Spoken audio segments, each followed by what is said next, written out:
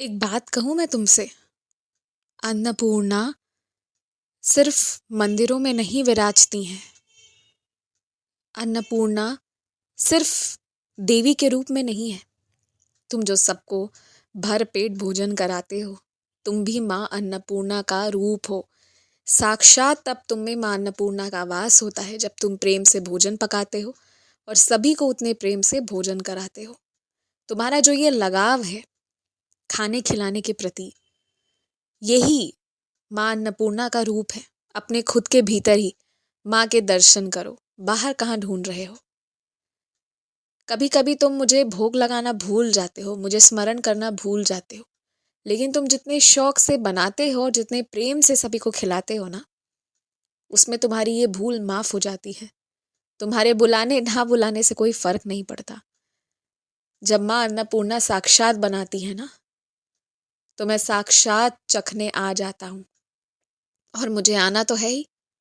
तो ये जो तुम प्रेम का मिश्रण घोल कर सभी को खिलाते हो, परोसते हो, इसमें मैं आ जाता हूँ।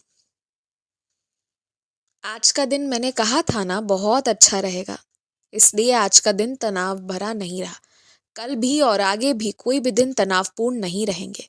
तुम बस प्रत्येक दिन थोड़ा थोड़ा थोड़ा थोड़ा करके अपना काम करते जाओ, और जिस काम को करने से सबसे ज़्यादा रुचि मिलती है वो काम भी तुम मन लगाकर करते जाओ। और अगर तुम कोई नया व्यापार शुरू करना चाह रहे हो या कोई भी नई तरह की चीज़ ना, तो पहले 1 साल यानी ये वाले साल को पूरा अपने हाथ पे रखो और अच्छे से सीख लो।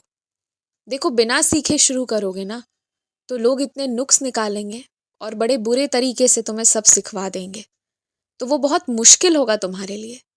लोगों की प्रतिक्रियाएं ऐसी होंगी कि कभी कभी तुम्हें लगेगा कि तुम तो इस क्षेत्र के लिए हो ही नहीं। और फिर वैसे में अपने आप को मजबूत बनाए रखना बहुत मुश्किल काम है। इसीलिए बेहतर यह है कि 1 साल का समय ले लो। समय कहाँ भाग रहा है? तुम्हें शुरू करना है, इस साल के बजाय अगले साल करो, पर सीख कर करो, थोड़े तजुर्बे के साथ करो। और इंसान को तजुर्बा तभी आता है जब वो उस पर समय देता है। पहले समय खर्च करो, सीखो, और पहले अपने घर वालों से और आस पड़ोस वालों से प्रतिक्रियाएं लो। पहले उनका समझ लो, और उसके बाद तुम आगे जाके फिर अपना व्यापार शुरू करो, अगर उसमें कोई ऐसी विशेष कला की आवश्यकता है तो। अब कोई सामान गोदाम से लाना है और लाकर बेचना है तो बात अलग है, लेकिन अगर कुछ अलग तरह की कलाकृति करके देना है, कुछ अलग पका कर खिलाना है, तो निश्चित है कि वो सीखना पड़ेगा तुम्हें।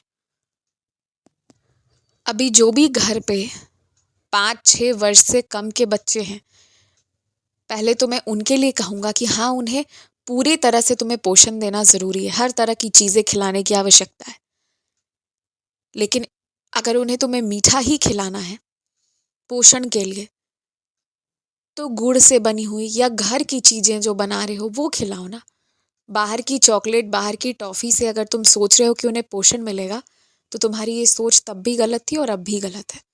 और जो उससे ज़्यादा बड़े बच्चे हैं, उन्हें थोड़ा खेल कूद ज़रूर करने को छोड़ो। दिन भर में बच्चों को आधे से 1 घंटे दौड़ने खेलने के लिए एकदम छोड़ दो। और फिर उन्हें मीठा खिला भी रहे हो, तो उन्हें भी गुड़ की बनी हुई या फिर स्वास्थ्य के लिए जो अच्छी हैं वैसी चीज़ें खिलाओ। मीठे में भी बाहर की चॉकलेट टॉफ़ियाँ मत खिलाओ। रोज़ रोज़ मीठे पान खाना ज़रूरी नहीं है, या मीठे पान चढ़ाना ज़रूरी नहीं है। तुम पान के पत्ते चढ़ाओ।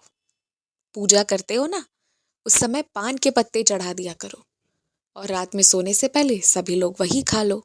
देखो, मैं घूम फिर कर तुम्हें यही समझाना चाहता हूँ कि निश्चित मीठा खाना सबको पसंद आता है, सबको थोड़ा मिठास चाहिए होता है। वो तुम फल से पहले लेने की कोशिश करो। गुड़ का उपयोग करो उसमें। अत्यधिक चीनी का प्रयोग मत करो, क्योंकि मीठा लेना बहुत ज़रूरी है शरीर में। एकदम ना लिया जाए तो भी शरीर रुक जाएगा, लेकिन ज़रा भी ज़्यादा मात्रा में लोगे तो तुम जानते हो इसका परिणाम क्या होता है। और इसके लिए तुम्हें बहुत सचेत रहने की आवश्यकता है। मन तो करेगा, मन चाहेगा कि थोड़ा और मीठा खा लूँ, थोड़ा आज बदपरहेजी कर दूँ, पर ऐसा नहीं करना है। ना खुद करना है, ना छोटे बच्चों को भी नहीं करने देना है। मीठा खाना शरीर के लिए बहुत ज़रूरी है, पर सही तरीके से। अब मीठा घोल चीनी की पानी, चीनी से भरा हुआ दूध या चॉकलेट, ये सारी चीज़ें नहीं। गुड़ का उपयोग करो। फलों में देखो कितनी मिठास होती है, पहले वहाँ से खाओ। हमेशा इस चीज़ का ध्यान रखो। और मुझे मीठे पान चढ़ाने के बजाय पान के पत्ते चढ़ाओ। जब घर पर सुबह भोग लगाते हो उसमें पान के पत्ते चढ़ाया करो और सभी लोग बाद में उन पत्तों को खाया करो। और एक बात कहूँ, मैं और तुम अलग नहीं है कि मुझे चढ़ाने के लिए, मुझे भोग लगाने के लिए अलग अलग चीज़ें बनेंगी और तुम्हारा खाना अलग बनेगा। हम दोनों एक हैं। तुम खिचड़ी खाते हो तो मुझे खिचड़ी चढ़ाओ, तुम पानी पीकर सो रहे हो तो मुझे पानी ही दे दो। जो तुम कर रहे हो वही तुम मुझे भी दो। मैं और तुम अलग नहीं है, परिवार है। और हमारा भोजन भी एक होगा। और भोजन ही तो एक जरिया है जहाँ से भेदभाव को दूर किया जा सकता है, जहाँ से बड़े छोटों का फर्क मिटाया जा सकता है। तो तुम इसे बढ़ाओ मत, इसे मिटाओ। मैं सिर्फ एक भगवान, सिर्फ एक देवता नहीं हूँ। मैं तुम्हारे घर का मुखिया हूँ। याद रखना इस बात को। जब भी तुम्हें अपने पिता की याद आए ना, तुम मुझे याद करना। हर दम पाओगे कि मैं उसी स्थान पर हूँ और तुम्हारा पूरा साथ दे रहा हूँ। आयुष्मान भवा।